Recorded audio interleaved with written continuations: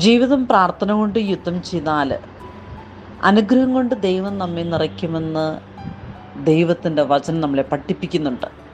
നമ്മുടെ പ്രാർത്ഥനകൾ മേഘങ്ങൾ തുളച്ച് സ്വർഗത്തിലെത്തുമെന്ന് നാം വിശ്വസിക്കുമ്പോൾ അനുഗ്രഹത്തിൻ്റെ വാതിലുകൾ നമുക്ക് മുന്നിൽ തുറക്കപ്പെടുകയാണ്.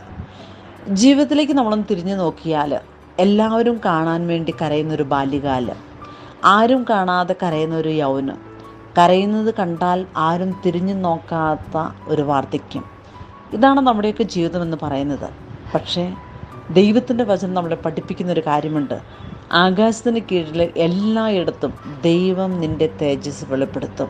നീ ദൈവത്തെ ആശ്രയിച്ച് ദൈവത്തെ നോക്കി യാത്ര ചെയ്യുന്ന ഒരു മകനാണെങ്കിൽ, മകളാണെങ്കിൽ വിശ്വസിക്കുക, നമുക്ക് പ്രാർത്ഥിക്കാം. ദൈവം നമ്മുടെ കൂടെയുള്ളപ്പോൾ ഏത് പ്രതിസന്ധികളെ നമുക്ക് തരണം ചെയ്യാൻ പറ്റുമെന്ന്.